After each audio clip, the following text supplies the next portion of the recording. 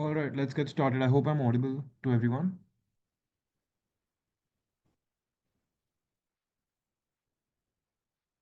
Right, all right. So, guys, welcome back to Test Drive. If you will remember, I was the one that hosted the first session. So, if you guys could quickly tell me what session I hosted, just as a quick icebreaker, because I think we should get started soon. Yeah. So, just raise your hands, turn on your cameras. You can raise your hands. Right. Anna, yes. You hosted consulting. Right. So I hope, yeah, that's correct. So I hosted strategy consulting. I hope that was a good session. And today I will be taking you guys through operations. So operations management. So just because before we begin, a few quick rules. Okay. So first, I think you guys had investment banking last time. So quickly, could you guys just tell me what investment banking is all about? Just one quick liner. Any of you can quickly share what you think investment banking was, or like what you learned from the last session. Just quickly in the chat box, anyone can raise their hands.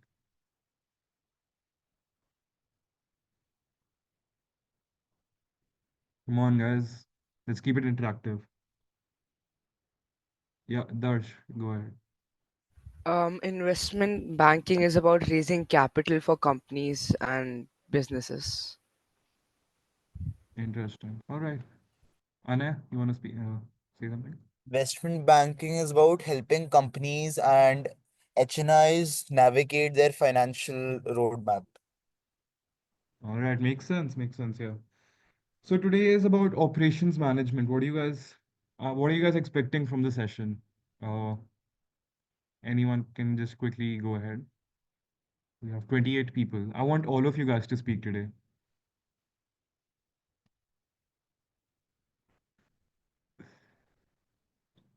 All right, we'll keep moving. It's okay.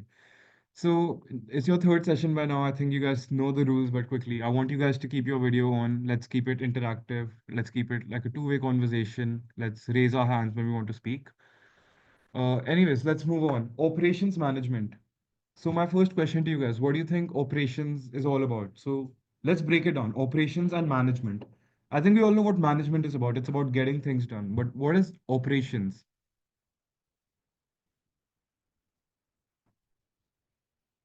I don't want to cold call people, guys. Uh,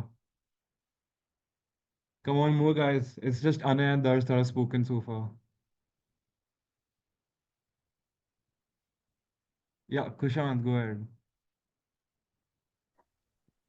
Basically um, managing all the stuff or operations like any work done like in a company anyone to develop a website they they build a website they do this and then doing that particular operation then moving to further like then web then app all those done in a systematic manner are called operations. It's a Absolutely. So proper that's, management. yeah, that's pretty much perfect. So let's say you place an order on Zomato, right? So everything from placing the order, cooking the food at the restaurant, all the way from to the delivery of it at your home. Operations is the backbone of everything. So quickly, you guys all know about the C-suite executives of a company, right? I want you guys to name some of the executives at the top level of the company. Just quickly in the chat box or just raise your hands.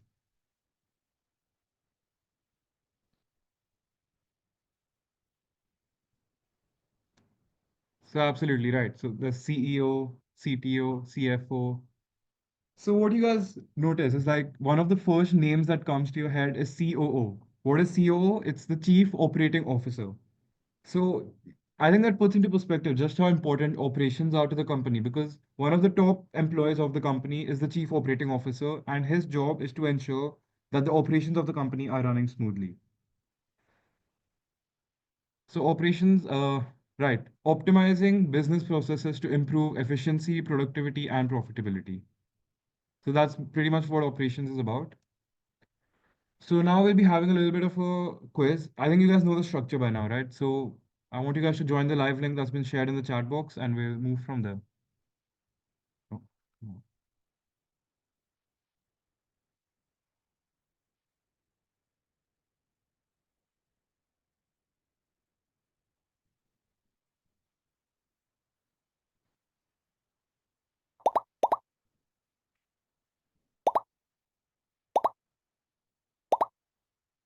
So we have 30 people in the chat. Uh, so 27 participants, and there's only 14 of you so far. Come on, guys.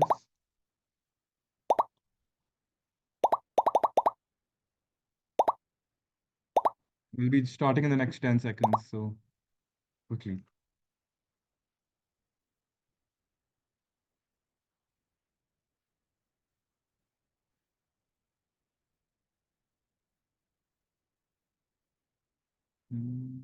Okay, I think we can start now.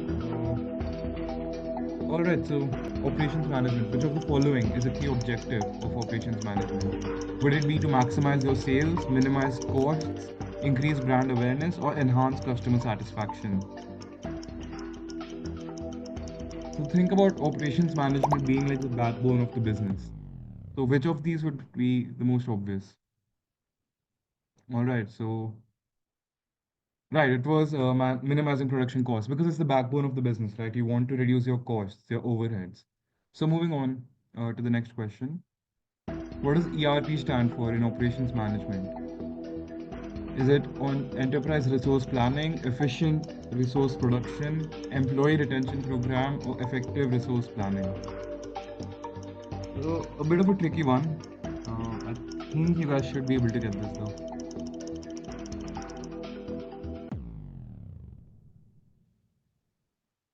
All right, Virum is still on the lead. Oh, okay. Surprising. So yes, it is actually enterprise resource planning. I can see how you get confused though, but enterprise basically refers to a business. So it's the resource planning software a business uses. That's actually surprising. All right, moving on. Operations management is only applicable to manufacturing industries. True or false? I think this one is fairly obvious, but let's keep it going.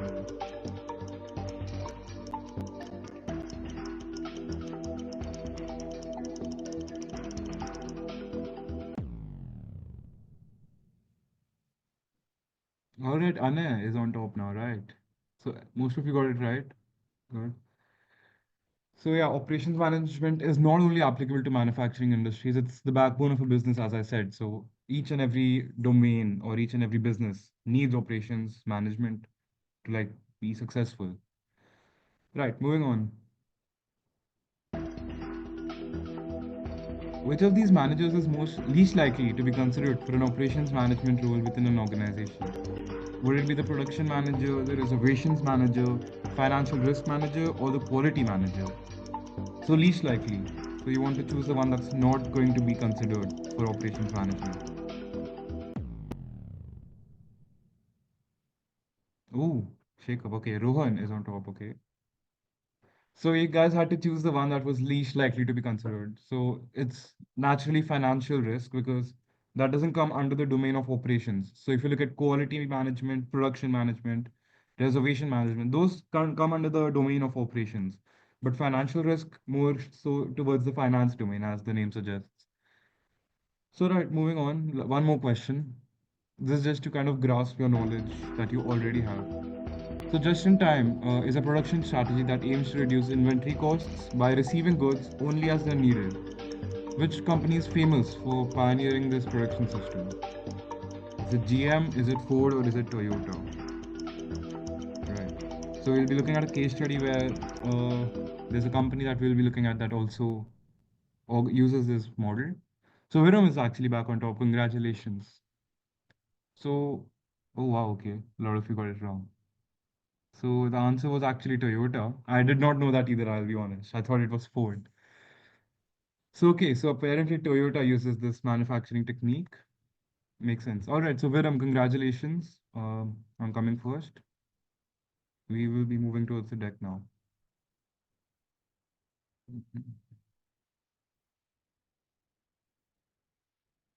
All right, I hope my screen is visible. Right, so operations management, as we discussed, it's a way to manage your operations of the business, right? You need to efficiently use your resources to produce goods and services. And in a way, it's the backbone of your entire business. So, marketing, sales, HR, accounts, finance. I would say operations is something that ties all of them together and allows the business to run in a way that is efficient. So it's something that's required in each and every industry, as we just saw in the quiz. So we need it in manufacturing, healthcare, retail, all of it. And as we discussed, one of the top executives in the company is the chief operating officer. So he will be responsible for you crafting a business strategy and efficiently managing the business's operations. So since it is more of a technical domain, your degrees and certifications need to match that. So a bachelor's degree in business, management, industrial engineering, or other adjacent fields is often the barrier to entry. And to progress in the domain, you often need more advanced degrees, such as an MBA in operations management or supply chain management. And certifications such as the APEX certification, which is the Association for Supply Chain Management. You all can also have certifications from Six Sigma and project management professionals. So these are certifications that will aid your profile in breaking into operations management. So looking at the hard and soft skills, so I would say there's a blend of hard and soft skills that's required in this domain. So naturally, the hard skills are to do with operations, right? So supply chain management, since you're managing everything in the end-to-end operations of the business. So we looked at the example for Zomato, where you have to do everything from the order to the doorstep delivery. So you'll have to manage the entire supply chain efficiently for that. Looking at logistics and data analytics, you need to be able to make decisions on the fly based on what the data is telling you, right? So let's say, going back to the example of Zomato, if we don't have a lot of delivery drivers in that area, but we have a lot of demand for orders, as an operations manager, you'll have to make sure that you're getting a lot of delivery drivers back into that area and reduce your turnaround times, basically. So again, quality control also comes into this. And soft skills, I would say these are skills you need in each and every domain anyways, but more so communication here, I would say, because you're looking at all stakeholders of the entire process, right, in the entire supply chain. So these are some of the hard and soft skills in this domain. Looking at the career trajectory, so as an entry level, you'll join in as an associate or an analyst, where you look at the entire domain of operations management. You're learning everything there is to learn about supply chain management and the foundational skills in this domain. So this will be right out of your college as 0 to 2 years of experience. Moving up the ranks, you'll be an operations manager, moving more towards leadership and having more of your own teams. So this is where you'll be managing teams and actually learning more about the entire operations and supply chain management. Moving up to the senior level, this will be the executive level, as we mentioned, COO, right? So Chief Operating Officer, Director of Operations. This is where you'll be making decisions for the business as a whole and crafting the overall business strategy of the organization. So this is what the average career trajectory could look like in the operations management. So yes, moving forward to the case study, we have a fashion clothing manufacturer that only takes 2 weeks to complete the development and shipment of a new product. So I want you guys to guess in the chat box, what company do you think we're talking about here? So quickly in the chat box, or you could raise your hands, anything works. Hey, wow. I did not expect you guys to get it that fast, but yes, we are looking at Zara. So Zara takes just 2 weeks to design a new garment, manufacture it, and bring it to the stores. 2 weeks, having a turnaround time of 2 weeks is actually crazy. So let's compare it to the industry average. What do you think the average clothing manufacturer takes to get their designs to the market? If Zara takes 2 weeks, what do you think the industry takes? 8 to 10 weeks, 5 weeks, 1 month. Okay, Aryan, yes, you are correct actually. So an average clothing manufacturer takes 6 months. Just think about that for a second. If Zara takes 2 weeks, they're taking like 5 times, 6 times as long. Wait, no, a lot more than that. So they're taking 6 months on average. So how do you think Zara can do that? How do you think Zara takes like 15% of the time that other clothing manufacturers take?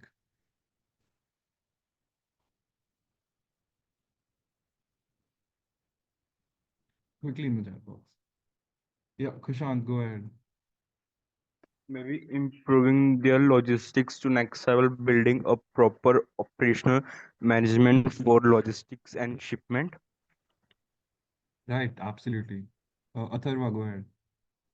Maybe they have numerous units where they can manufacture, so it's easier for them to transport around the world.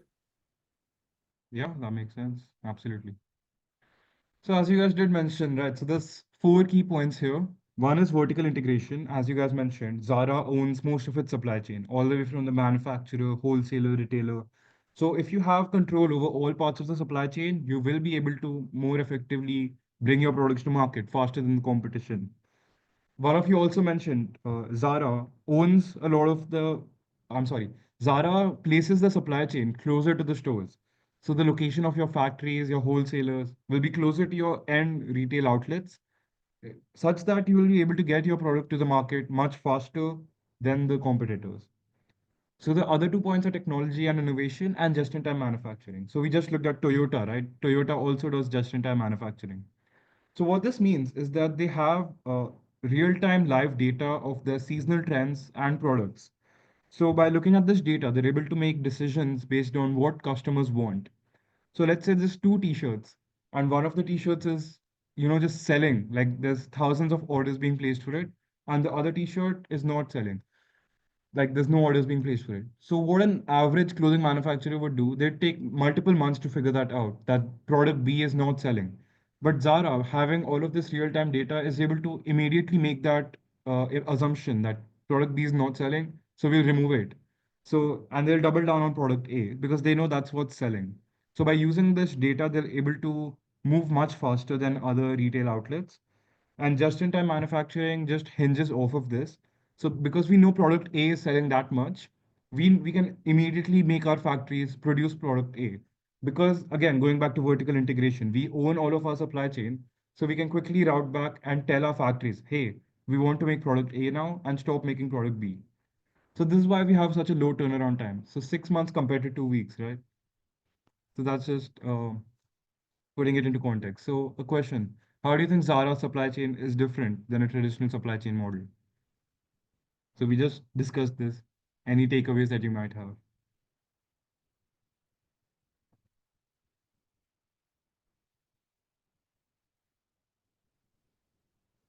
Aryan, yep. Most labels don't have their own manufacturing. They actually outsource their manufacturing, to China, to India, to Bangladesh, like Eastern countries, sorry. So yeah, Zara differs in that model that they own most of the supply chain and they're able to move their products that much faster. So yes, Anaya as well. They have contract manufacturers in different countries, right? So looking at some of the differences between a traditional supply chain and Zara's supply chain, we can see that a traditional supply chain would prioritize cheaper production, cheaper unit economics by outsourcing the production to various other factories that they do not own. So it will be on a contract basis, basically. While Zara, as we discussed, owns all of its supply chain with close to market manufacturing, which means they're able to get their product to the market that much faster. Again, looking at the inventory, so Zara keeps a track of the data that they have. So if, as we mentioned, product A and product B, right? So if product A is selling more, that's how they shift their inventory to product A. While a traditional supply chain makes large batches, just prioritizing cheaper per cost production, right? So in that way, they struggle to maintain their inventory and they often have much higher inventory levels than Zara. Looking at responsiveness as well. So again, ties back to the data. So you see everything in supply chain management ties back to the data. So a traditional supply chain would struggle to adapt quickly to the changing customer behavior, while Zara can quickly adapt and make newer designs based on that demand. So looking at the cost, we mentioned Zara has a higher per unit cost, but since they don't hold inventory that much, it cancels out in a way, and they're able to maintain relatively similar costs to the traditional supply chains. So these are some of the main differences between a traditional supply chain and Zara's supply chain. So yeah, moving on. Right. So these reasons we discussed, keeping a track of data, owning all of its supply chain, and having closer stores, closer factories to your retail outlets allows you to have speed, flexibility, and customer responsiveness, setting you apart from traditional supply chains. So this is why Zara is one of the leading brands, and it's also why I'm wearing Zara pants right now. So yeah, we will be looking at another fashion company now for our main quiz. So I want you guys to guess what company it would be. Just raise your hands, put it in the chat. You guys are too good, man. Yeah, it is Mintra Darsh. You got it right. So we will be moving towards the quiz now. Just give me 1 second. I will share my screen. All right. Yeah. All right. Hope my screen is visible. All right. So operations management. This is what we're looking at today, right? So operations manage. Okay, wait. Let me full screen. Yeah. So operations management is how you get things done in your business. So operations management are responsible for the day-to-day on-ground operations, manufacturing, packaging, distribution, everything. So we are Mintra right now. We are Mintra's operations manager for Delhi. How many of you are from Delhi? Just raise your hands quickly if you're from Delhi. Cool. Anna. Yeah. So we are looking at Mintra's operations for Delhi. So we need 5 warehouses in Delhi. So let's take a look at Delhi's map. So we can see Delhi has an inner ring road and an outer ring road, and we have the regions. So we have North Delhi, South Delhi, East Delhi, Central Delhi. So we need to set up our warehouses in such a way that we can get the customer the products in the lowest possible time. So ideally, I would say we should be looking at where the roads are, right? So the inner ring road and the outer ring road. So based on this, where should we position our warehouses? I think we can click. Yeah, okay. So option A is this arrangement, which I don't really like. This is option two, where everything is concentrated on the inner ring road. This is option three, where it has the outer ring road. And option four is at the very borders of Delhi. So which option do you think we should be looking at to uh, make sure that our customers get the product fastest? I'm sorry. So outer ring road, inner ring road, linear or peripheral. So we will wait for like 10 more seconds. Only 16 of you have answered, 17, all right. So I would say looking at the roads, right? You have inner ring road and outer ring road. Which of them would have greater access to like most of Delhi? Because both of them are placed closer to central Delhi. But let's say a customer places an order like all the way in North Delhi. What do you do then? So right, most of you have answered outer ring road, and that is correct. So if we place more stores on the outer ring road, we'll be able to serve, North Delhi, East Delhi, South, West Delhi, all of it. And by having one of the stores in Central Delhi as well, we serve that entire region effectively as well. So yeah, as the text says, so we have set up warehouses on the outer ring road and one in the central ring road. So let's see what happens now. So first, take a look at Mintra's supply chain. So from manufacturing, airport, warehouse, and customer, the turnaround time is around 10 days from manufacturing to handoff. So just keep that in the back of your mind, 10 days. So looking at a South Delhi warehouse, we deal in denim jackets, and let's assume they're all the same for now. So okay, I'm sorry for the math students, but we have a bit of a numerical question again. So we have received an order for 30 jackets. We have 5 at the warehouse and 5 more at the airport coming to us. Considering that we need to have 5 at all times, how many more should we order to maintain, to like fulfill our order of 30? Just look at the numbers. I know uh, we shouldn't really have that many maths questions, but all right.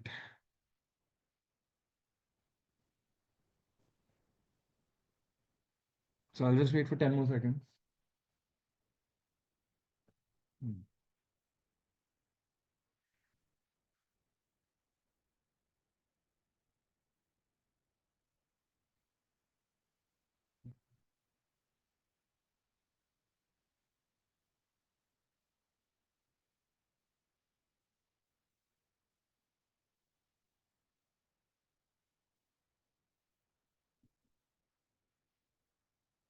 All right, this is closer than I thought, I must admit.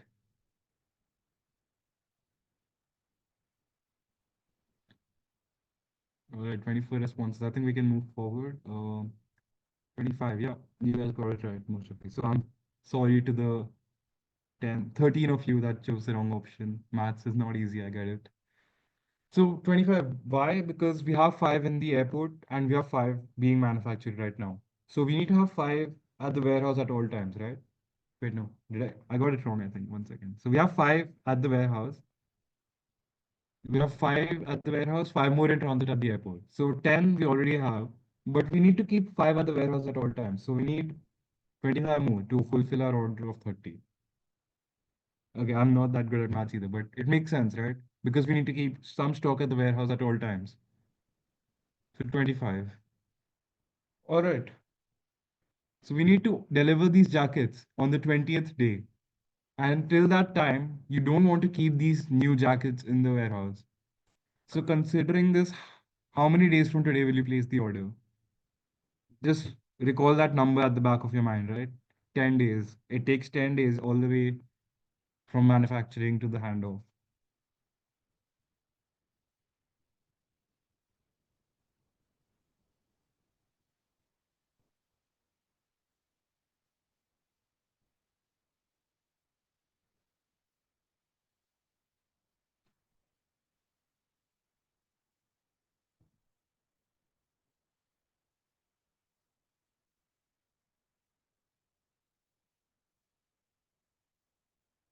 All right. Not bad. I think a lot of you are getting it correct this time. Um, I'll wait for 10 more seconds and then.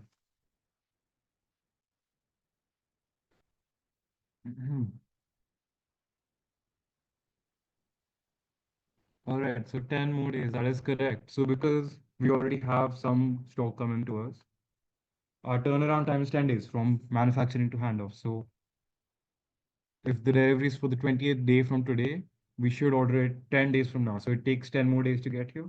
And by the 20th day, we can hand it over. So why would you want to risk it?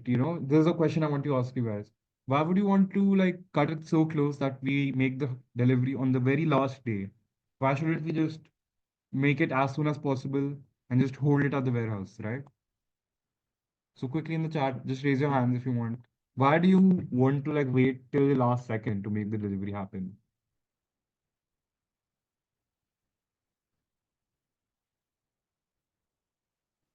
Right, right. Okay, Lupika. So I think it's because we need to keep the inventory You're empty. not audible. Can you speak up a bit? It's so that we should keep the inventory empty to keep the flow Yeah, going. right, right. Absolutely. Nihal, you can also go ahead. I saw your answer in the chat.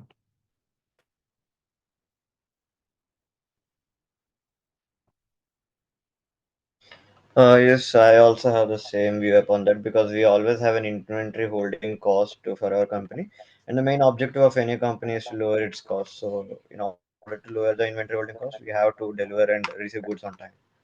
Absolutely. Anshika, maybe that product would be fresh and good when delivered. We're distributing jackets. You think 10 days makes a difference for jackets? All right. Anna, it can lead to increased customer satisfaction, potential for increased sales. Yeah, absolutely. Competitive advantage. Yeah, good answers, guys. So, makes sense. Reduce delivery costs by grouping local areas rather than individuals. Absolutely makes sense. So, right, we will be moving forward now. Okay, so this question actually asks you that itself. Since there is a chance of orders getting delayed and it's better to have some buffer time in hand, you went through your budget and found that to keep the jackets in the warehouse, you'll have to bear a rental cost of 100 per jacket per day. So that's the actual answer here. Inventory holding costs, as you guys said. So 100 rupees per jacket per day. So you have 5,000 in your budget spare for the 25 jackets. How many days will be able to keep them in the warehouse? So again, it's a basic maths question. Uh, I'm sorry to everyone that doesn't like maths. But yeah, maths is something you can't really run from in life. It always like creeps up on you somewhere on the other. Hmm. So we have a spare budget of 5,000 to keep them in the warehouse. So 10 more seconds. I think you guys are on the right track.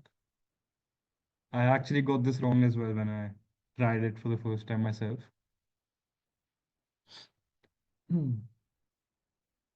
Right, 2 days. So you are correct. So it's again a basic maths question. You have 5,000 rupees, 100 rupees per day. So 25 jackets per day would be 2,500, and then 5,000 by 2,500, 2 days. Makes sense, right? All right, so going back to the original order, delivery order for the jackets, we have a buffer period of 2 days, and the delivery is to be made on the 20th day. How many days from today will you place the order? Again, think of the turnaround time. It takes 10 days from manufacturing to handoff. If we have a buffer period of 2 days, how many days from today will you place the order?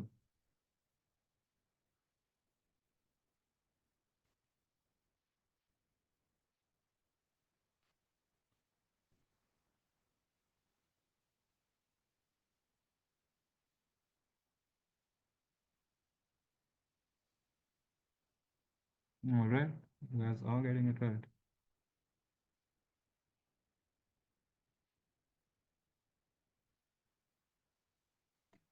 All right, so option one, 8 days, that is correct.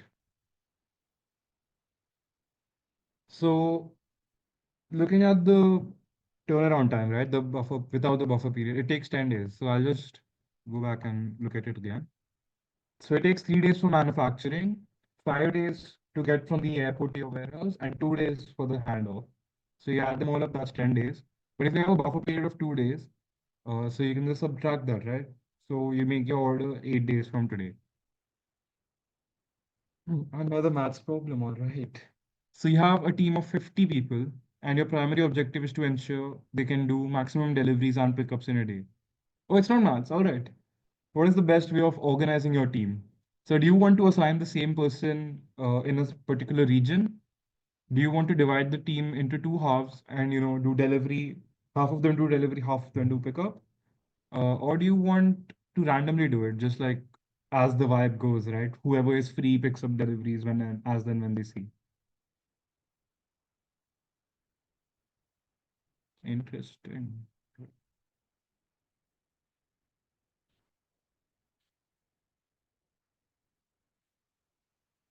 Right. So when I was attempting the simulation myself, I also chose option two, but that's not actually correct.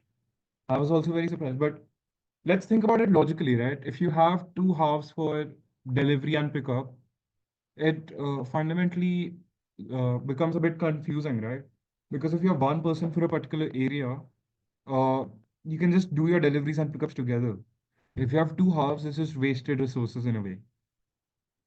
Right. So you won't be able to achieve your primary objective of maximum deliveries and maximum pickups in a single day. I hope that makes sense because it didn't make sense to me in the beginning either. But once I really thought about it a bit, right, break the problem down a couple of steps. Because if you have one person delivering an order here, and right here is something that needs to be picked up. If you have two people doing this, it's just wasted labor. So if one person is assigned to a particular area, it's more optimum utilization of resources. So we assigned the same person to take care of both deliveries and returns in one area. And ideally, it should be more effective. But what's happening is that there's been a time constraint. Since we have limited staff, returns are causing issues. So I think the next alternative here would be to partner up with someone. So let's look at our options, who we can partner up with. So just take a second, go through this graph. So this is three of some of the biggest names in Delhi, how many stores they have across Delhi, how much they charge to do this collaboration, and how many hours in the day they operate. So which of these should we choose? Lenskart, VMart, or Pantaloons? I hope you had a good look at the data, but right.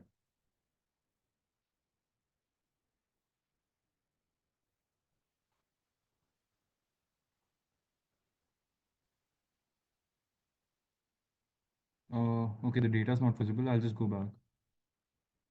Yeah. I hope you can see the data now properly.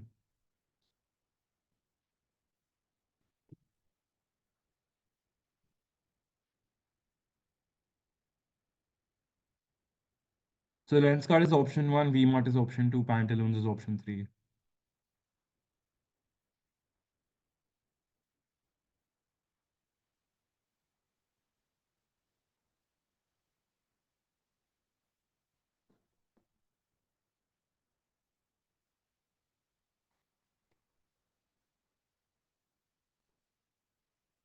All right, so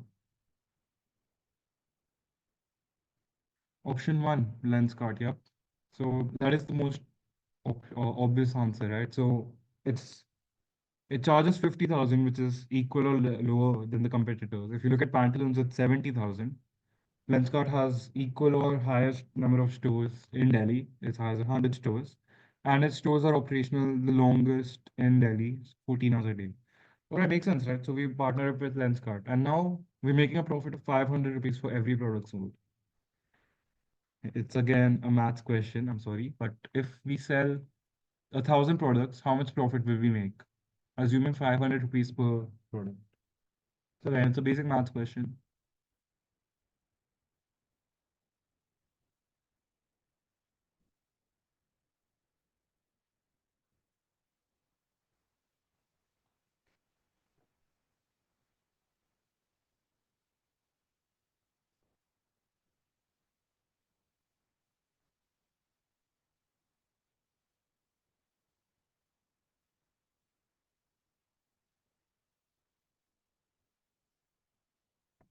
All right, makes sense. 5 lakhs. So profit into products, it's 5 lakhs. So 500 into 1,000. All right, so we sold 1,000 products, right? But unfortunately, 30% of them got returned. So we were only able to deliver 70%. So 700 products. So we sold 700 products. How much profit have we made on the 700 products? So the profit per unit remains the same. We're still making 500 rupees per product. But now we've lost out the profit on that 300 products that we haven't been able to sell. So yeah, makes sense.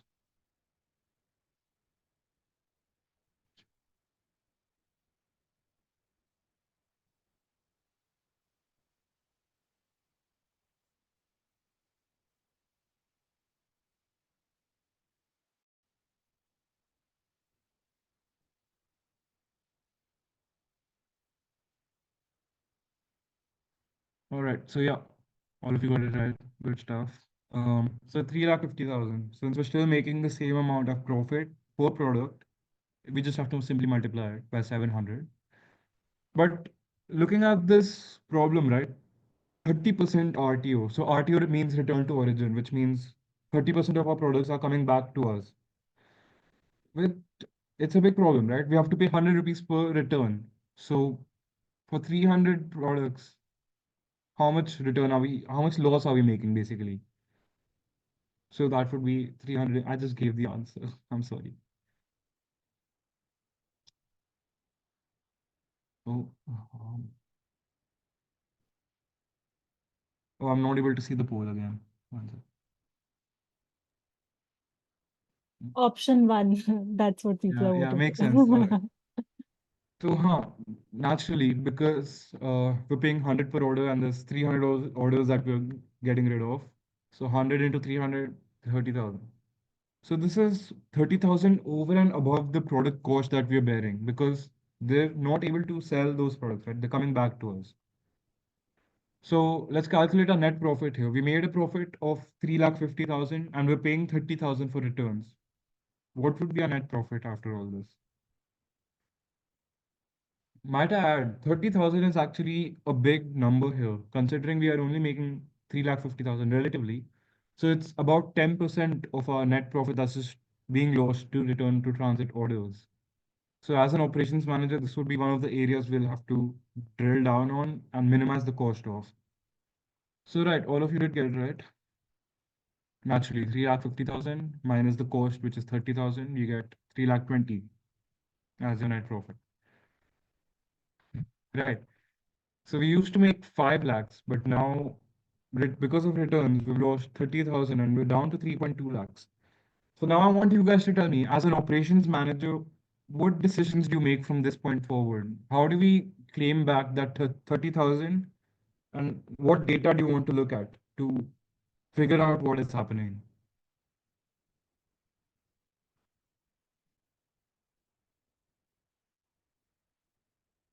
Lopika, yes. So we would essentially look at data why people are returning our products and solve those issues first. That makes sense. So I think everyone is on the right track here. We want to look at the data of why customers are choosing to return our orders. So that's exactly what we are doing here. So take a look at this chart. So this is a pie chart about why customers are returning the orders. So we can see more than half of the orders are being returned because there's a mismatch with size.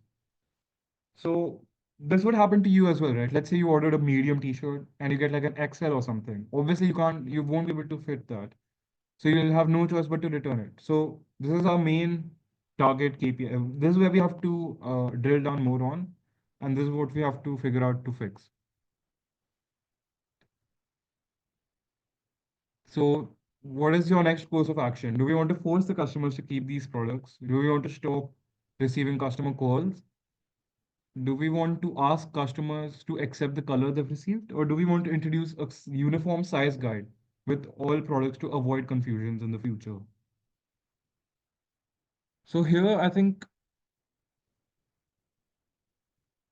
here we can see that since there's only 10% of product returns that are attributed to the wrong color, and a majority of the returns are due to the incorrect size, naturally we would be going towards a uniform size policy. And this is actually what Myntra did. Uh, they actually introduced a uniform sizing guide.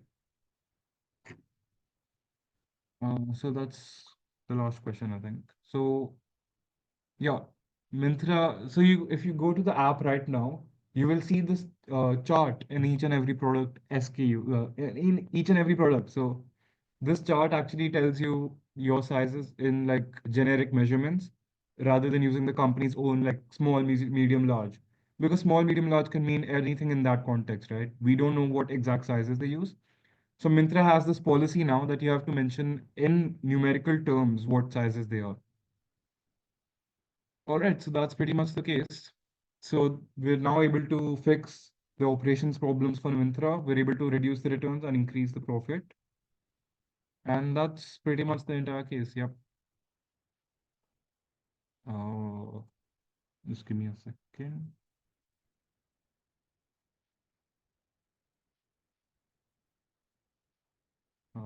All right. All right, so that was the case on Myntra. Um, on Wednesday, I think you guys received another case. I have just been told that it was something to do with airlines. So can you guys just give me some insight into what you had to solve, what problems there was, and as an operations manager, what you did in the case study? So first of all, congratulations to Arush, Anay, and Avani. And I want you guys to actually tell me what you did, the top three, if you guys are here in this call.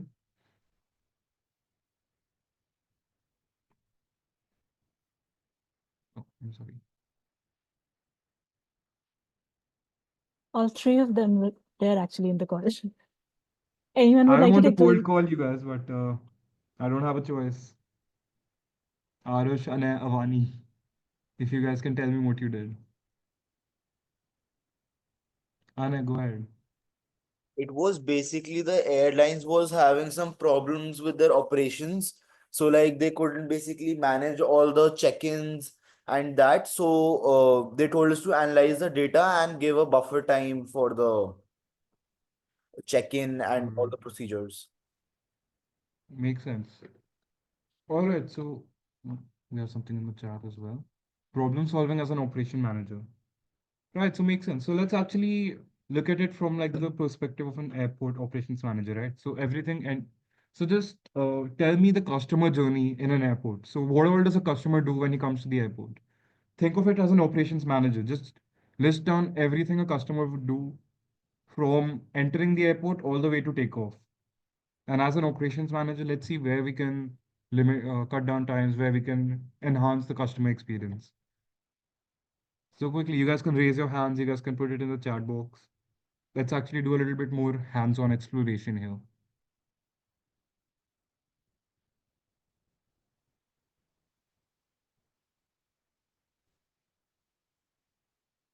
Anything in the chat, anything, you guys can raise your hands.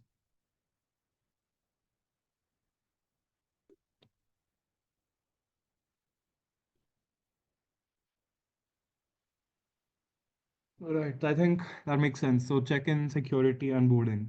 So what aspect, so which of these three do you think takes the most amount of time for a customer to go through? So is it check-in, security, or boarding? Like, at what aspect do you personally think you take the most time? Or which of them is the most frustrating, actually? Let's put it like that.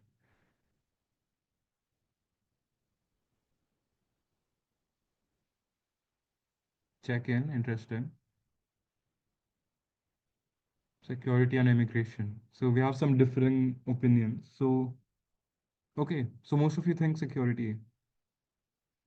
Interesting. So, all right. So security used to take the most amount of time, right? Why? Because you had to remove your laptop from your bag. You have to take out all your electronic gadgets, stuff like that.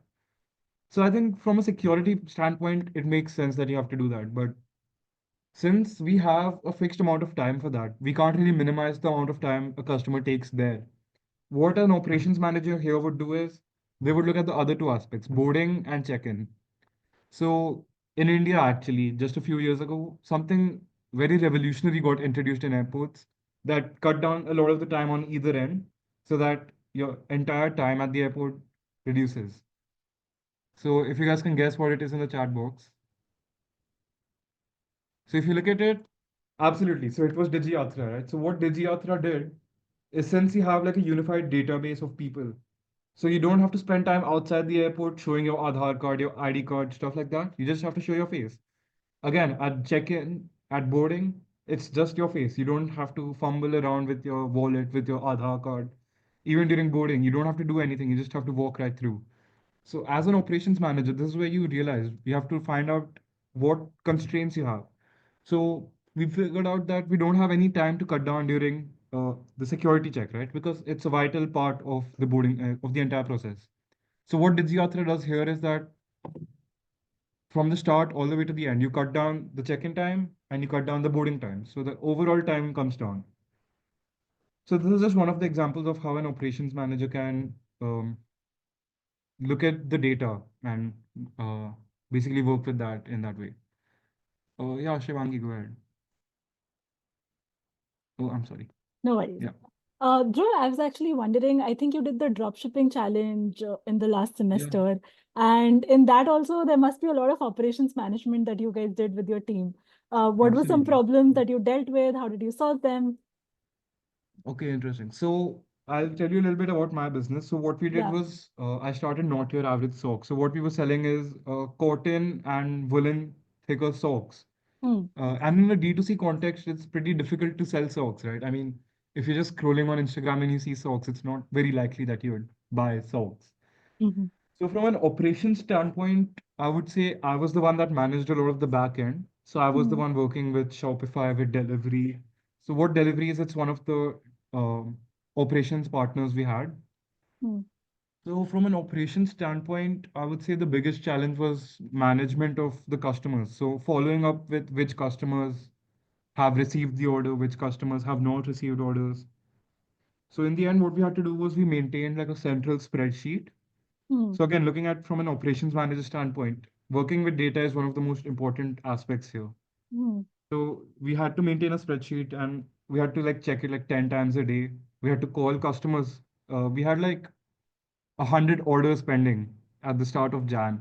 So I remember in a span of 3 days, I personally packaged like over 60 orders in a span of Hmm. 3, 4 days in Jan. And really, that experience taught me how operations managers deal with crisis situations and stuff like that. So I think Yeah, largely speaking, it did give me a lot of hands-on experience as an that's operations very manager. interesting. And did you also deal with a lot of returns like we were talking about in the Oh, Mansa case? absolutely, yeah. I'll tell you a little bit. So first, we were working with ShipRocket, which is Hmm. another platform for delivery organization. So the problem with ShipRocket was that it took like 120 rupees per order, Hmm. and with RTO, it took another 30 or 40 rupees. So if we had a return order, it would cost us 150 rupees. Hmm. And considering we were selling socks, right? We were selling these socks for like 200 rupees. So it's eating up into our margins. So we were Yeah. literally selling these socks for a loss if we were selling on Shopify. Hmm. So we eventually transitioned to delivery, where we started selling these socks for like where they charge us like 60 rupees Hmm. flat. And even if there was a return, there was no like extra fees charged. Hmm. So there compared to like 150 rupees, we were being charged 60 rupees. Hmm. So this is where we found a lot of our margin back. And I would say that's the biggest thing we dealt with, like in Got the it. transition from Shiprocket to delivery. Got it. Got it.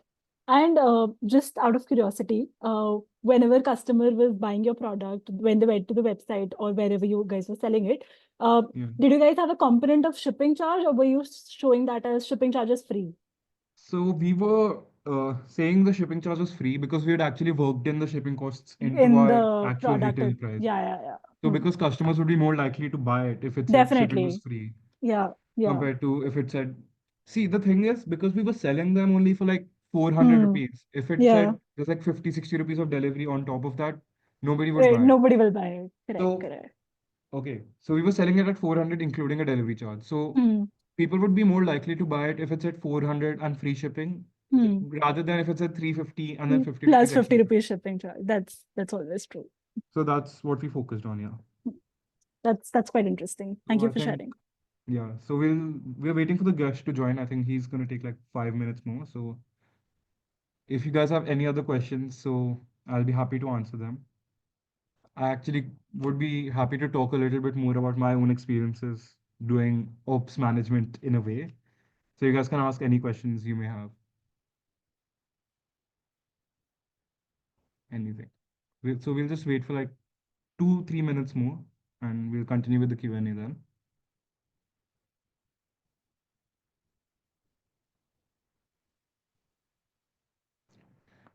So I personally am not involved with the project anymore, but the team that I've worked with, they're still continuing on it. So yeah, I personally exited because I wanted to focus on some other ventures. So we'll see. Maybe in the future I'll work on something else. But no, the 3 months that I was a part of the team, it was really fun.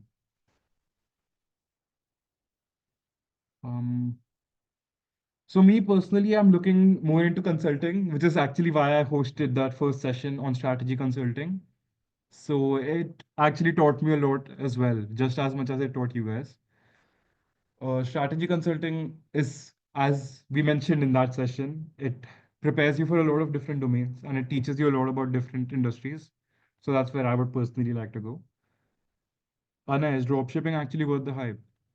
So I would say yes and no in a way. So in the 3 months we did it, we had a lot of fun because our entire curriculum focuses on that, right? So we were able to put 100% of our time into scaling the business. So personally, we had a lot of fun. But if you say if it's worth the hype, it really depends on how you manage your business, right?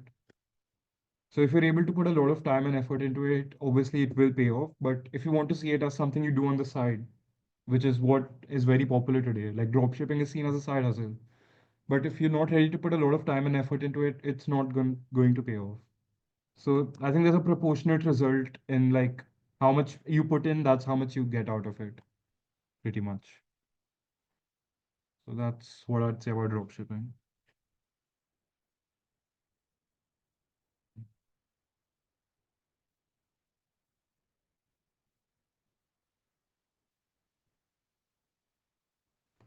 Have you tried Not personally, I have not tried affiliate marketing, but I've heard a lot about it. People say it's like the next big thing to earn like money on the side, but the thing about affiliate marketing is that you need to have like a substantial following already in order to actually like start making money off of it. So like in the beginning, it doesn't make a lot of sense, but if you're already like a big creator or something, I think affiliate marketing does work. How to manage operations while launching a digital product.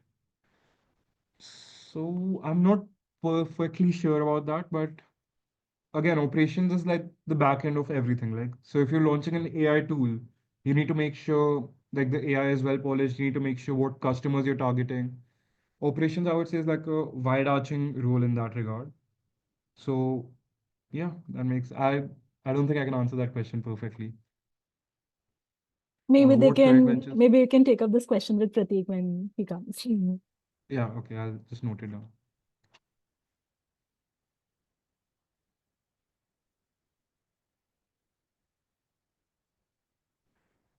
What current venture? I'm not a part of any ventures right now. I'm still exploring, but maybe something in the future. I am an undergrad student, yes. So for consulting, we need to understand different frameworks. What do we need to study or know in operations? I'm not sure, but we will ask the guest once they're here. Um, I'll just take a note of that question as well.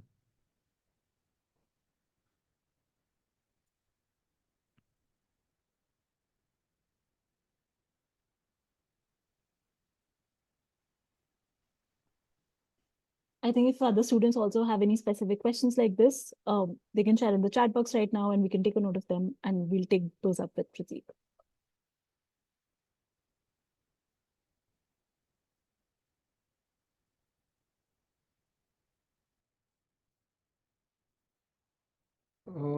Are you editor? So I would consider myself like a amateur editor. I do have a little bit of understanding of DaVinci, which is an editing software, yes, but nothing proficient. Is this something I do on the side casually as a hobby, basically, but nothing like as an actual skill or something. It's something I'm passionate about in a way, yeah.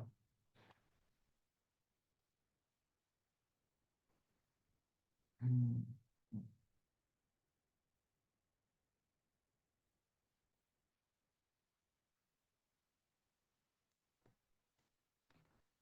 As a startup, why will they want to hire for ops?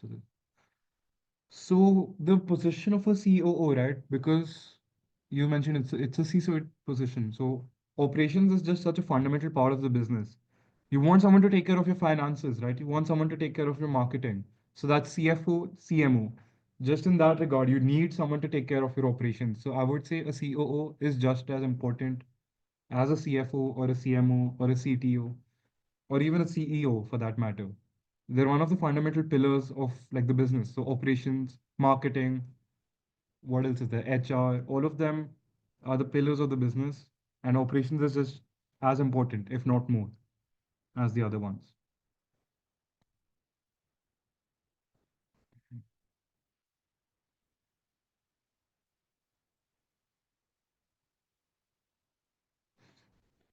So we'll just get started with the guest segment soon.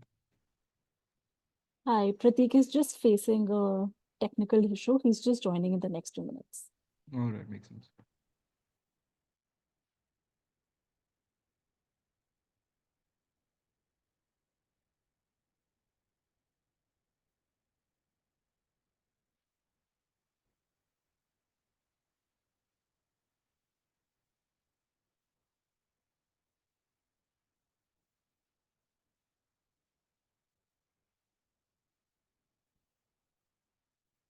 You guys can start putting down your questions in the chat box. I'm just keeping a note of them so we can quickly move with the Q&A, right?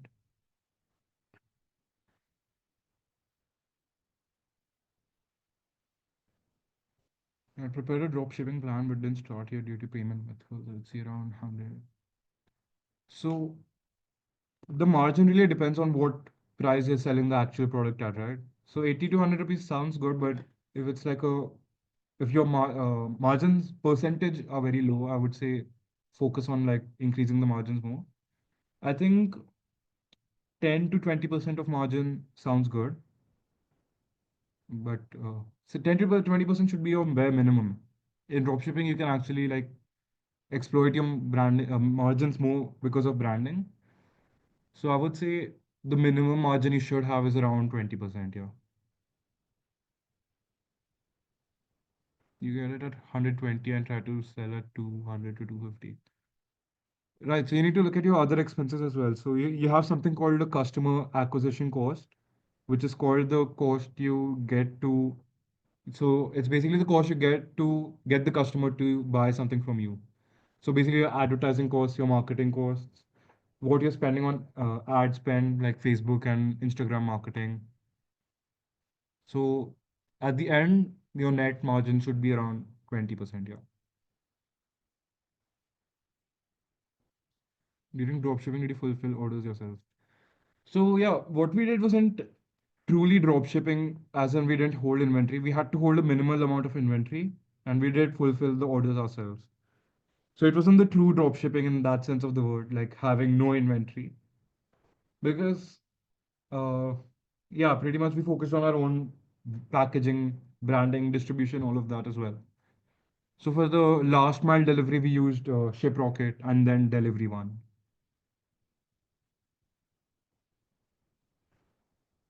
What if I sell to other countries like so I'm not sure about America. We mostly just focused on India. So for a global context, I really would not know what your margin should be because your cost of distribution would be a lot more if you're selling to other countries, right? So in the end, you'll have to look at your net margins. So as I said, around 10 to 20% net makes sense. But dropshipping in a foreign context, I would say does not make as much sense because it's a lot more expensive to ship the product over there. But if you're able to like have your distributor be in the US itself, or like let's say US, if you're able to have your distribution network there, then it makes sense, I think. In that case, you could have a lot better margins as well.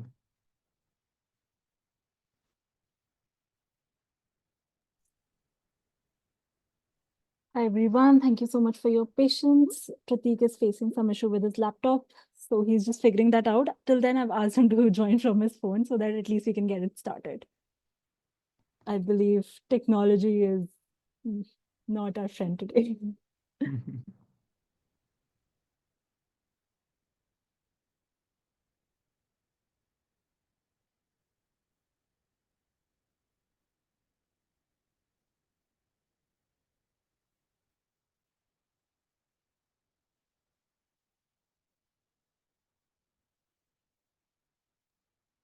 Till then, I have a quick tip for everyone. During the guest segment, it would be really, really great if you can switch on your videos, especially when you're asking a question. I think it just helps you build a better connection with the guest as well.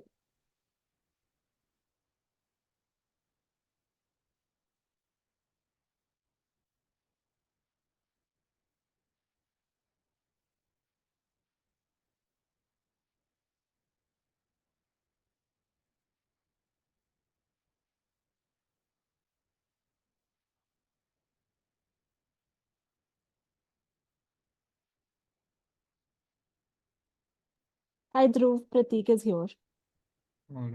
All right. So I'll just quickly introduce our guest for today. So we're joined by Prateek Srivastava. He's an IIT Delhi alumni with 13 years of experience in operations management, including supply chain automation, import, export. And notably, he was the ex-operations head at Amazon Fresh in India. So I'm not sure, Prateek, if you're joining by video or on text. All Hi, right, hi, perfect. Dhruv. Hi, Hello. everyone. Hi, hi. So yeah, we'll just get started with the Q&A session. So could you just quickly tell us about your journey as an operations manager and what does it mean to you to work as an operations manager? For sure, thanks. So first of all, thank you for having me for this session. Very excited to kind of speak to the future talent. Hopefully, I'm able to spot a few future leaders in the supply chain arena as well, right? So, talking about myself, good afternoon. I'm Prateek. I'm currently serving as the Chief Executive Officer at Foodland, which is a boutique supply chain management firm. Previously, I was heading operations for Amazon Fresh, which is a 2-hour delivery. If you order something, you get it in less than 2 hours. So that's what Amazon Fresh does. I've done various stints at Amazon, in core e-commerce operations in transportation and logistics in India and outside India as well. And before that, I've worked in the FMCG consumer goods space with companies like Marico, Budweiser, etc. Doing multiple stints around strategy, operations, supply chain, import and exports. Right. So that's been in a nutshell. That's what my journey has been. Right. What does it mean to work as an operations manager? I think at large, operations managers are people managers, right? It's I don't know what people think of operations. It seems very technical from the outside, but at the core, it is a people leadership position. Right, as an operations manager, you get to learn how to work with large teams, and when I say large, could be thousands of people, right? Thousands of people, very diverse in their background, in their position in the hierarchy, starting from daily wage earners to very, very senior leaders and executives, right? So if I were to kind of summarize all of this, I think as an operations manager, what I have learned is A, how to deal and work in large teams, B, how to lead very, very large teams, and teams which are diverse and spread across a large geography. So imagine you are heading something which has thousands of people spread across the entire length and breadth of the of the country, or even at times internationally, right? So that's what it is. That's what it means to work as an operations manager. Is it complex? Absolutely yes. Is it daunting? Is it challenging? Hell yes, but it's also very rewarding because what you learn in operations, you don't learn anywhere else. Some other, areas where operations management outshine many other career paths is you get to learn, you get to be the jack of all trades, right? So you learn finance in operations, you learn accounting, you learn obviously HR because it's a people management position. You learn industrial relations, you learn dispute resolution, you learn legal, you learn ethics, everything, right? And obviously you learn the core supply chain management, whether it is inventory, whether it is transportation, whether it is procurement, etc., etc. So you end up becoming a jack of all trade, and you get a very holistic view of how to run a business. And that's where one parallel that I would want to kind of draw is that today in the founders community, right? If you go around looking for great organizations that have been built over the last 10 years, or startups, that have been able to scale, a lot of people come from an operations management background, right? And that's because this is where you learn to get your hands dirtied in terms of in the process of building an organization, right?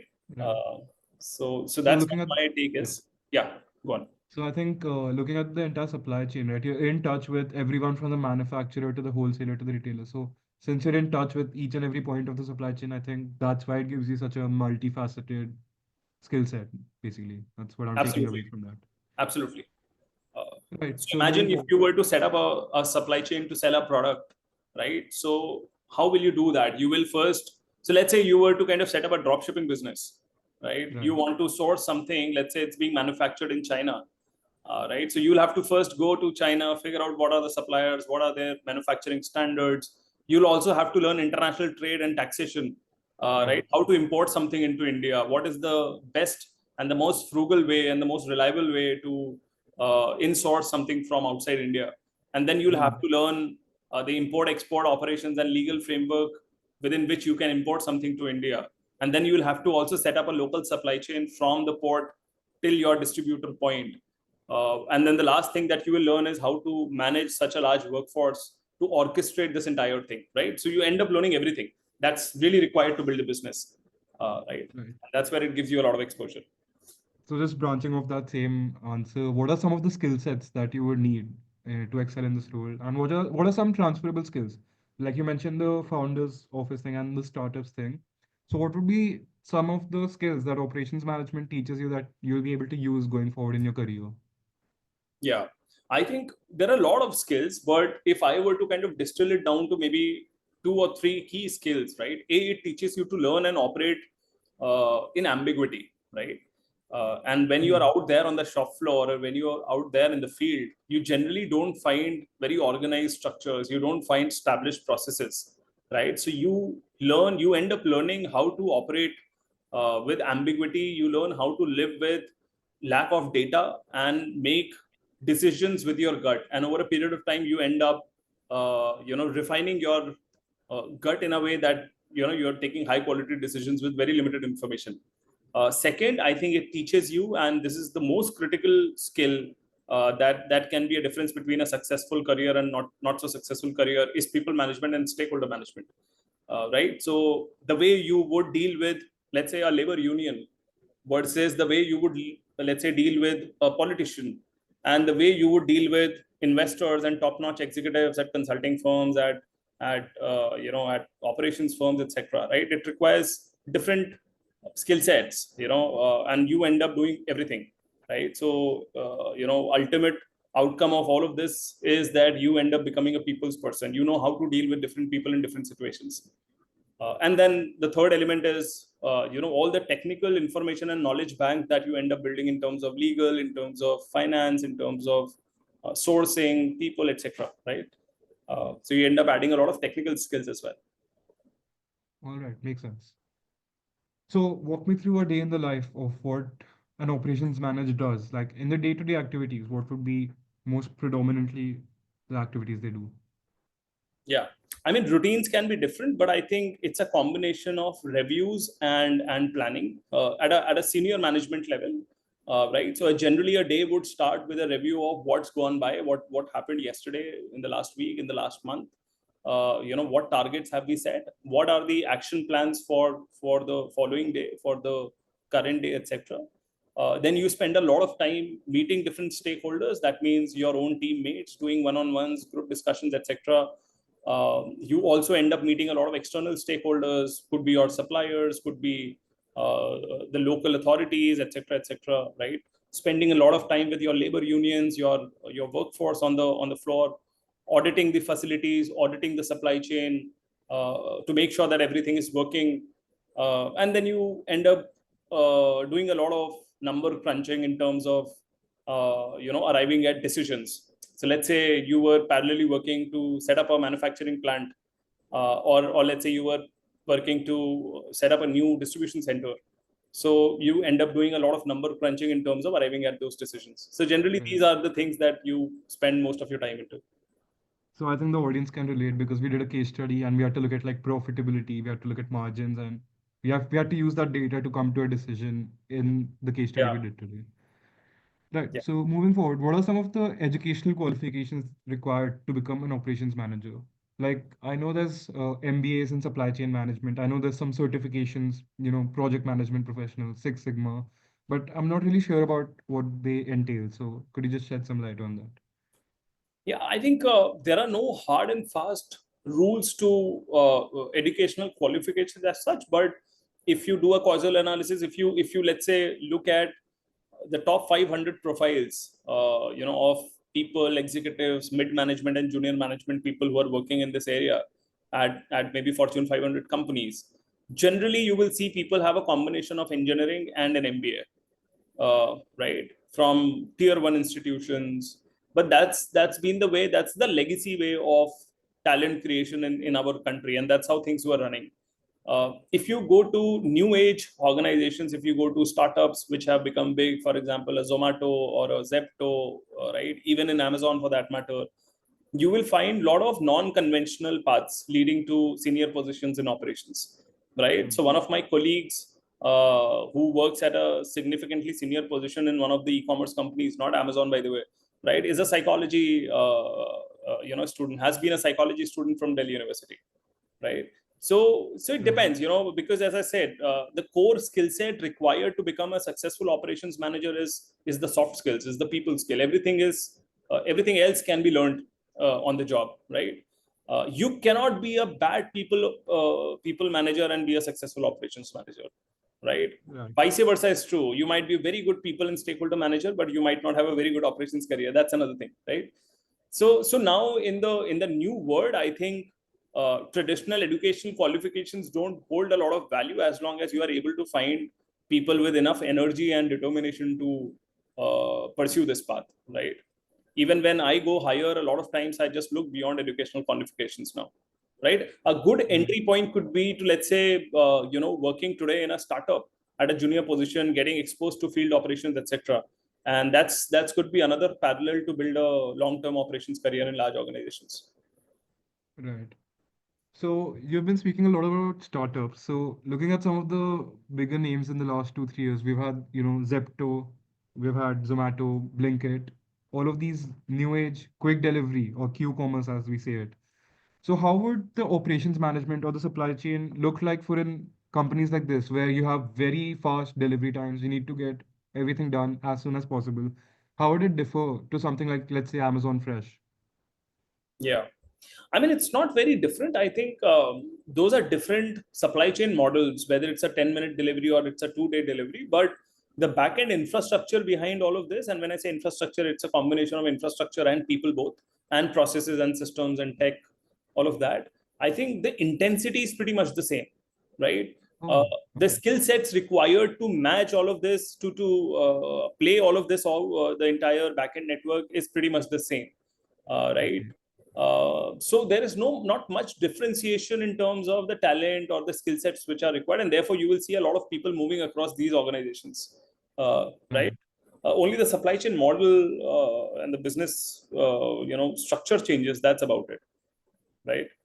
Uh, That's actually quite interesting because I assumed, because in, let's say, Blinkit, right, I order fruits or something and they're at my doorstep in the next 5 minutes. I assumed there'd be like a lot more intensity. I assume the stakes are a lot higher, but it's No, quite so surprising that you so say it that doesn't way. mean that everybody is running in Blinkit. They're still walking, right? So Right. it's basically the intensity comes with the increase of number of people working at that layer. So Interesting. a person, or let's say a Flipkart executive, is delivering 10 orders in 2 hours, right? But that's one person going around 10 different households in 2 to 3 hours. Whereas Right. in a Blinkit, one person will go and do just one delivery, and therefore you require now 10 people to do 10 deliveries Okay. So it's a in an lot more hour, labor right? So it's not intensive. that one person is running fast and able to deliver more, right? Absolutely. Right. So the Right. intensity comes from the scale, right? If you look at organizations like Flipkart and Amazon, they are maybe 50 times in terms of the scale. So the complexity comes from the scale.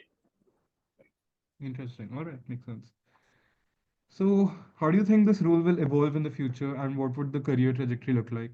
Also, looking at, advancing technologies, AI, how would they impact this domain? Yeah.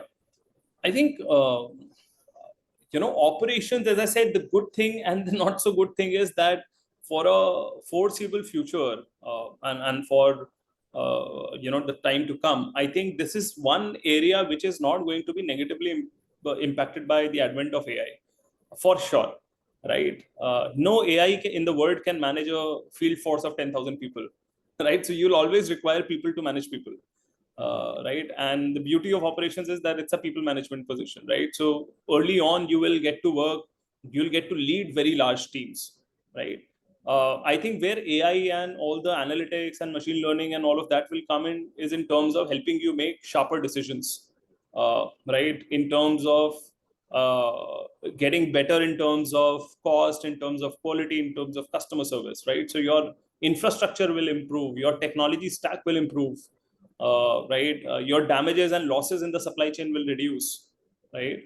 So it will come as a tool to complement and supplement the services that you are offering. I don't think AI will do any sort of job replacement, at least in operations, which might not be the case in tech, which might not be the case in product management, right? And AI can very clearly, very quickly replace a software developer or a product manager. Maybe AI to the power infinity would be required to replace an operations manager, right? So that's, and especially in the context of Asian supply chains, which are extremely governance driven, extremely people heavy, extremely manual in nature. And our cost structures are such that you will not be able to set up robot based fulfillment, supply chains, because there is a limit to which customers can spend in India, right? And I think that reality is going to stay for at least a couple of decades. That's how I look at it. Interesting. So, would AI not help in like the, let's say, inventory holding software, stuff like that? So, ERP, maybe things like that, AI could No, that's really what I help said. in. It'll come as as an extension of the tool capability that we have in terms of making sharper decisions. So for example, it will help you predict as to what customers are going to buy, and therefore you can recalibrate your inventory levels. It will help you make the right buying decisions. Should I buy 100 units or should I buy only 50 units? Right? It will help me unlock working capital. It will help me calibrate the size of fulfillment centers that we will require to be set up, right, in the supply chain. Right. So All right. So could you tell us about an interesting problem you've solved in your career as an operations manager?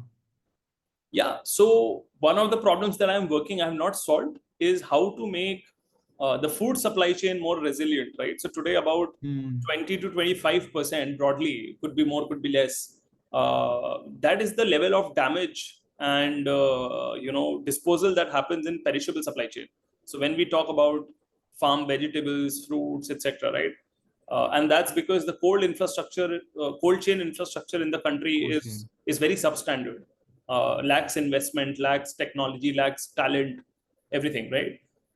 It's also a very commoditized supply chain that you have small players, very unorganized, right? And therefore, how do you reduce the overall, the damage and disposal that happens in the fresh supply chain? And how can you help increase the earnings of farmers or people who are sitting on the other side of the spectrum, supplying these products to the consumers? So that's one big problem that I think our country needs to solve. It remains unsolved to this date. I think that's the area currently I'm working in. But at an institutional level, wouldn't you say it's like just money? Like we need money to improve cold chains. Like at the end of the day, what other solutions could there be? It's the I lack think of investment which will. I think more than money and capital and tech, I think what we require is good talent to get into that field, right? Everything starts with talent. The moment you have smart people, committed people, getting into that area to solve that problem, the problem is solvable, right? Money will come in, tech can be developed, everything can be organized, right? What you require is, I don't see a lot of young, smart, talented kids getting into the farms alongside the farmers to understand their problems. I think that's the problem that needs to be solved. Right. Makes sense. So looking at operations management, could you tell me like one thing that you like and one thing that you dislike about ops management? No, I think enjoy the work that I've been doing. So not easy for me to say what I don't what I kind of dislike, but I like a lot of things. As I said, I love to work with people across the spectrum of financial, credentials, everything. People at the bottom of the stack to the top-notch executives in the country, right? So you get exposure, you get to work with all of them.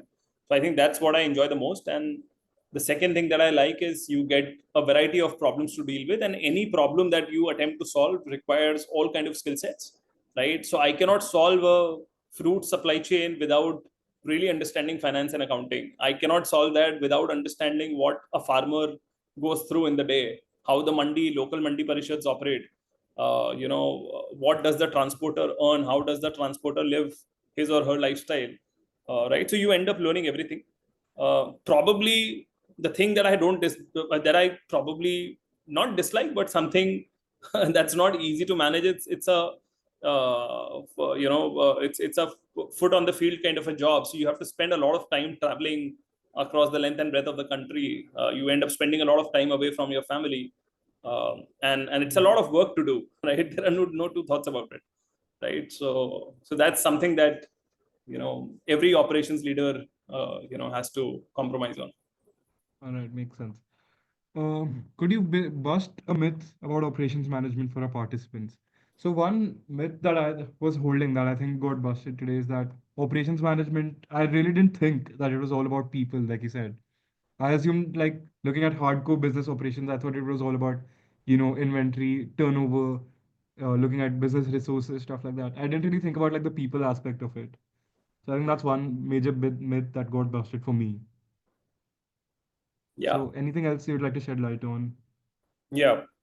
No, I think that's it. As in, it's not as technical. See, every job is technical, right? But a lot of time operations is associated with a production plant.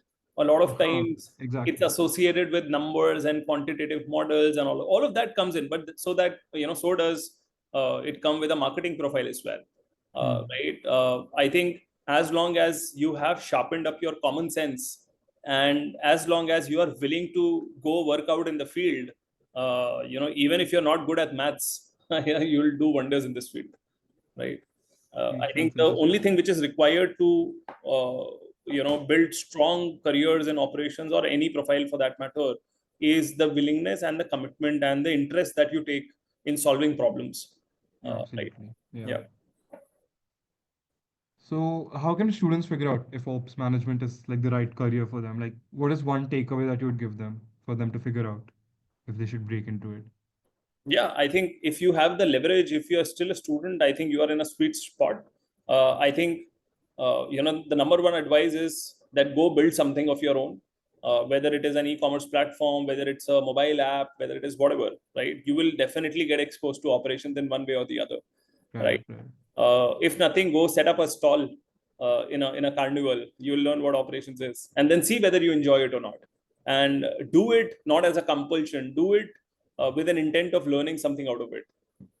And then see if you are able to enjoy selling to customers, talking to your farmers, talking to your suppliers, solving for cash flow problems.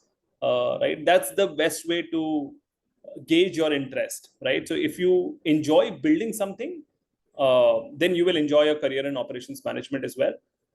But you'll have to deal with, and you'll have to learn to deal with a lot of chaos and ambiguity. You'll not have the right answers at all times, right? Right. Right. So you've had a long career in supply chain management and ops management. So if not that, then what would you have been doing today? Do you have any idea? So like a fun question, something on the side. Yeah, maybe. I mean, if not operations, I would have been a finance guy, right? Oh, Yeah. interesting. I always started to become a finance manager. On the way, I figured out that operations, gets me the best of the world, and that's where I ended up here. Right. All right. So that's all from my side. We'll be moving towards the Q&A. Sure. Um,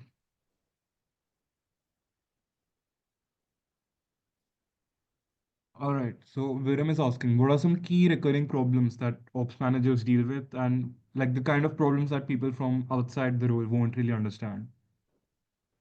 I think one of the key problems, also a recurring problem, also the largest problem is the stability and availability of workforce, right? So as I said, operations is a very people heavy a function, whether you talk about e-commerce or you talk about FMCG or you talk about anything. Even if you talk about, let's say, a call center, right? Everything is built on people, right? You require people to drive your trucks, you require people to run your distribution centers, you require people to deliver your products to your doorstep, right? So one of the problem has been the seasonality, one of the problem has been the availability of workforce, right? Because unfortunately the entire industry operates on minimum wages, and the wages at the bottom of the stack are extremely poor and unrealistic, right? Hmm. And therefore you see a lot of attrition, right? Somebody you have ended up training for 3 months ends up just moving out at a day's notice to your competitor for slight increment. So this constant churn is something that you have to manage. I can give an example, right? So during COVID, most of the workforce, which is migrant, had moved back to their origins, right? 4 years back when COVID hit, right? At that point, e-commerce sales had zoomed. That's because your offline sales were completely shut, right? But unfortunately, despite the demand, there was no capacity to fulfill. And that's because there were no laborers available, there were no workers available, right? So, as operations leaders back then, we had to go work with gram panchayats in villages and remote villages to kind of source people and source talent. Right, right. So you also get to work at that level, by the way, right? So I Interesting. think workforce management, and you've been hearing this terminology being used called as gig economy, right? I Hmm. think the Absolutely. regulation, the overall goodwill, the overall maturity of the gig economy and the gig workforce is something that needs to be solved. It's a large problem. I think it's going to take substantial amount of time, effort, resources to be able to organize that, right? Interesting. Makes sense. We had a question earlier in the chat. So for consulting, for example, we know there's different frameworks that's good to know. For example, BCG matrix, Ansoff matrix, stuff like that. So is there any relevant information that should be a prerequisite to break into operations? Or like any knowledge that you should have beforehand? No, not really. I think that's what separates operations. I'm not against consulting, but there is a video on consulting by the ex CEO of Apple. I think you should refer, and I Yes, I've resonate with seen it. that Yeah. video, right? I think Yeah, yeah, yeah. with a lot of my good friends are consultants with top-notch organizations, so there's a lot of value that they bring. Yeah. Okay, we had another question. A startup, as a startup, why would somebody want to hire specifically for ops? So they're talking about the COO, right? So that's like one of the top executives of the company. Why Yeah. would a startup want to hire a COO? Why can't they just deal with low-level managers? Why do you want to go for a C-suite? Yeah, so if you look at any organization, whether a startup or a large established firm, I think beyond and there's a life cycle of every organization, right? So it generally starts with broad level strategy, and then you define the roadmap of the organization, and then you start prototyping. And once you have a product ready, then you start scaling it up, right? So let me give you an example of Paytm, right?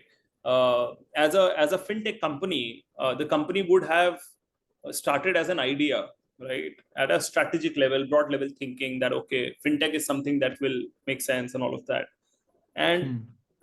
then you go to product stage where you start building that. What is that service or product that you want to sell to the market, right? And that's how you come up with this QR code that every store will have a QR code from Paytm, right? And customers will come and scan that QR code.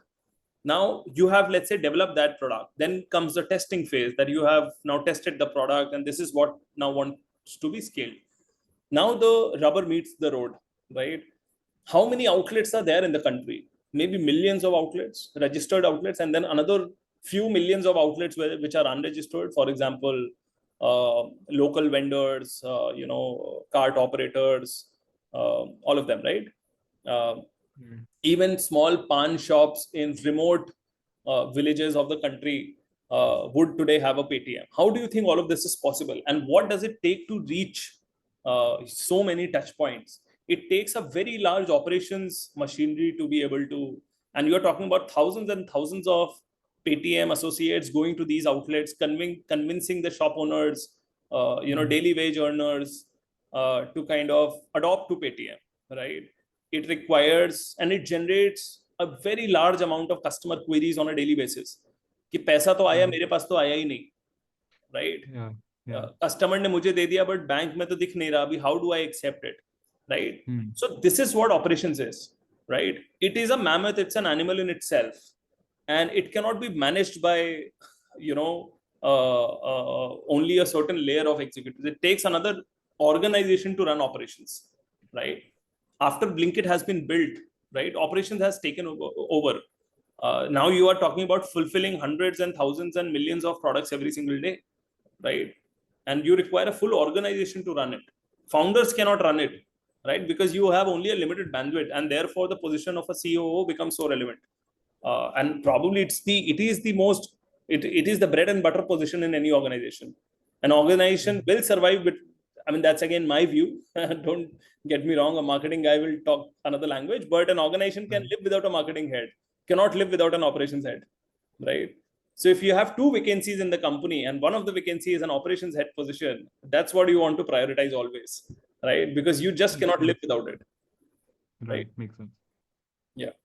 Kushant, I think you have multiple questions. Would you like to unmute and ask them?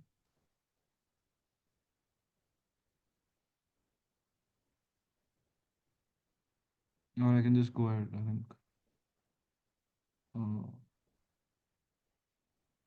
all right. So Kushant is asking, what if I make a startup that helps in operations, even a little bit, and reducing cost in operations? Yeah, if you are able to build something, please come to me. That's what I'm gonna say. But I think it's a good idea. A lot of problem statements are there to be solved for, right? So if you're thinking in that direction, nothing like it. I think he's asking if we should collab. So how to hire a COO in exchange for ESOPs at early stage startup with zero valuation, and is it really helpful at that time? So if you're just starting and the organization doesn't exist, then you would want to hire a co-founder right? Who has skin in the game, who believes in the idea and who believes in the fact that this idea will materialize into something big, right? So you require a co-founder, and you need to develop operations as a muscle memory, as a skill over a period of time. And once you are at a certain stage, when you think that the professional management needs to come in, right, and that's when you go and hire for a CEO position, right? Or otherwise your idea, and you need to be a good salesman to hire a CEO, an established CEO for your organization, right? So you need to sell that idea really well to your CEO, right? Think from the point of view that why would somebody join you, right?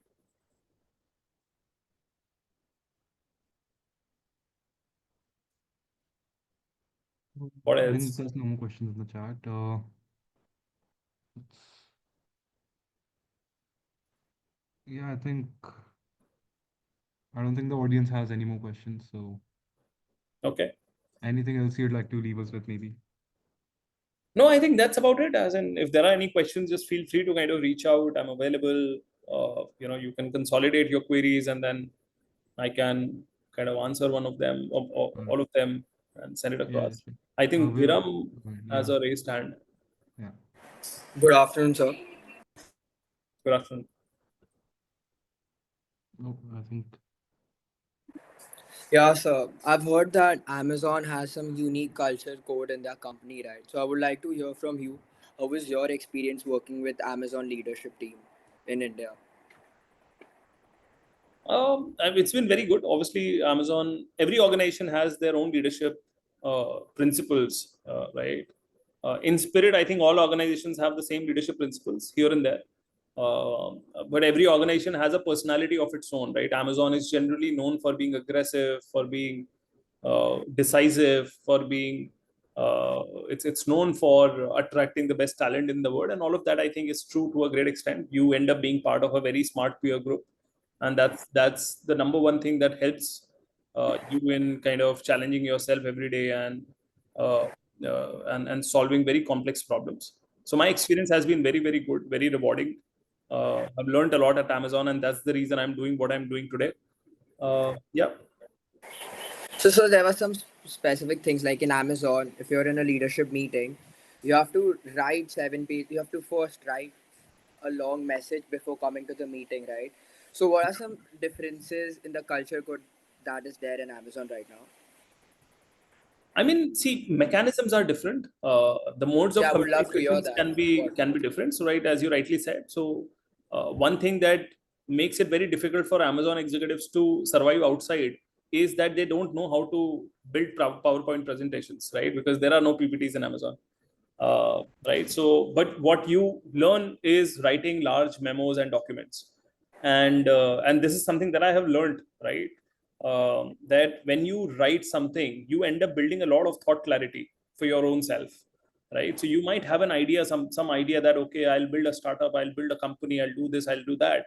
But the moment you start penning it down onto a diary or on a laptop, that's when really you start building a lot of clarity, right? So I think that culture of writing memos and documents does not come from the fact that you want the organization to be an organization of PhD scholars. That's essentially from the fact that writing helps you build clarity. And when you are clear about communicating something, it becomes way more easier for the other people to really understand what you're trying to communicate.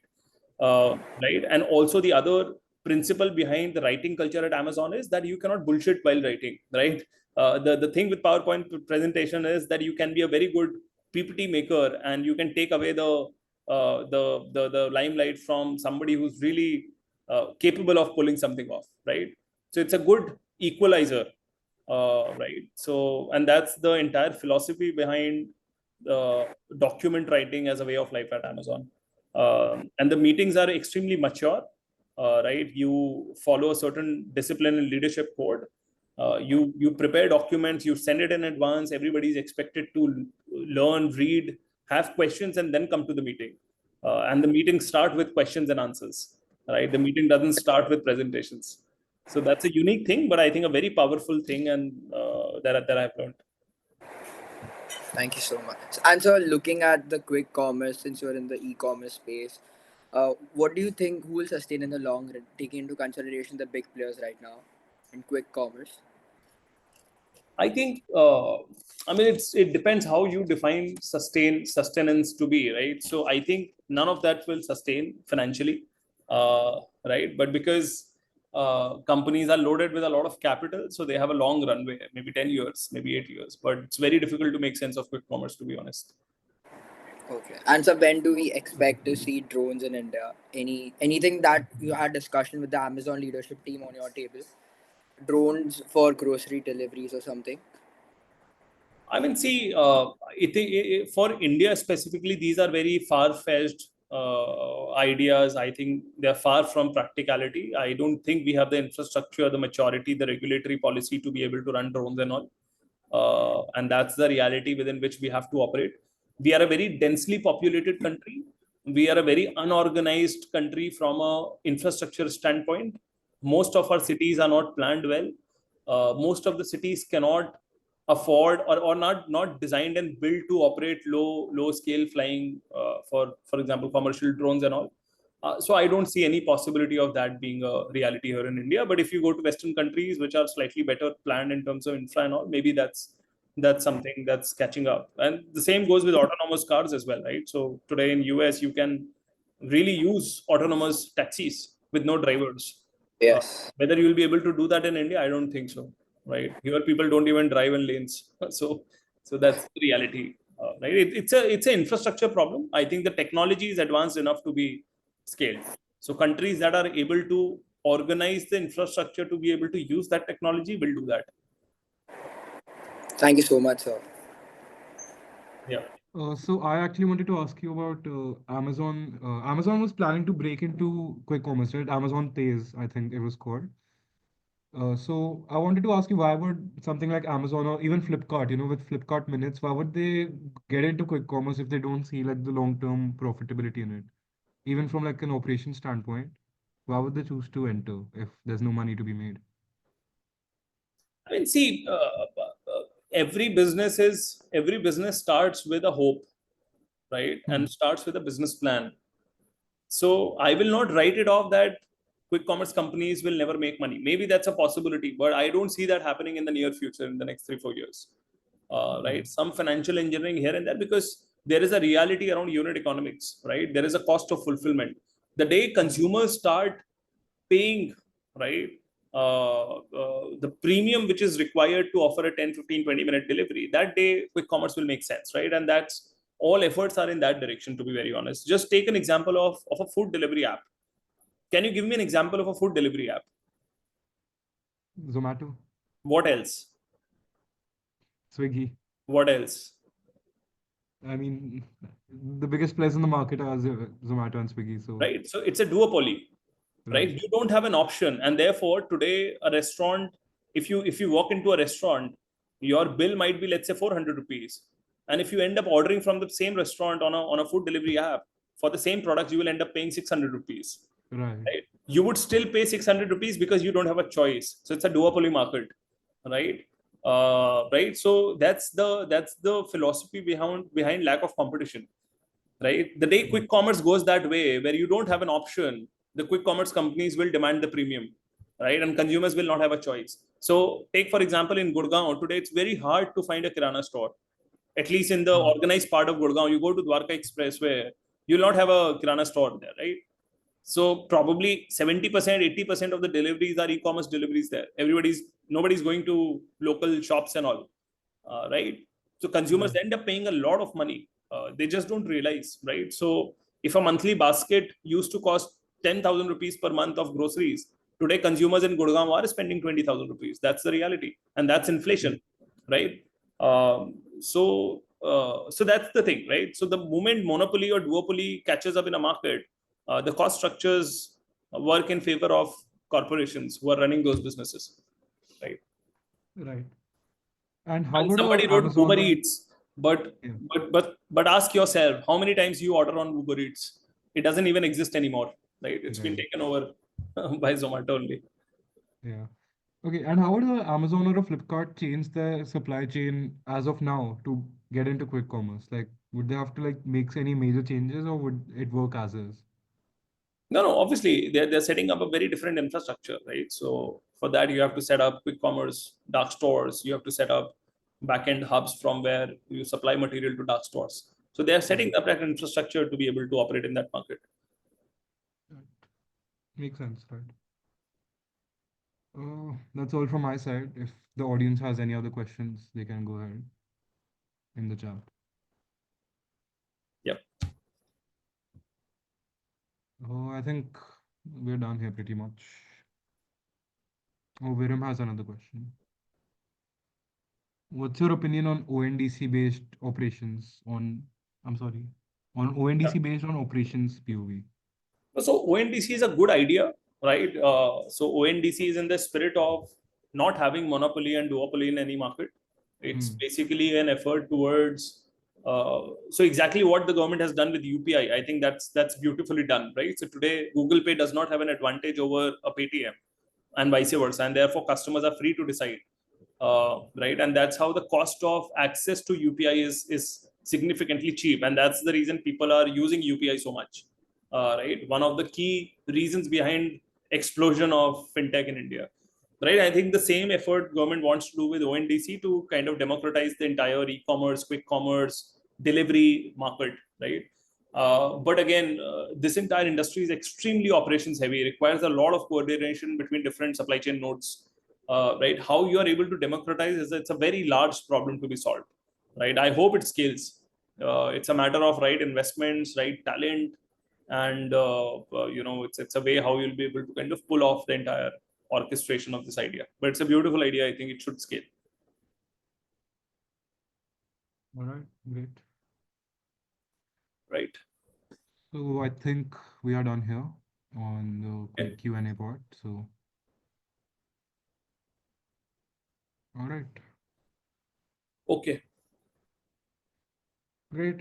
Thank you so much, sir, for taking the time out of your Saturday to answer the questions we may have. So I think we can all drop off now.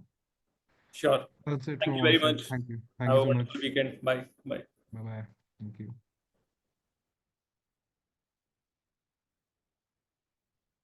I think you guys can start dropping off, guys. Thank you so much for attending. You will be getting a feedback form in the chat box. Do make sure to fill that out.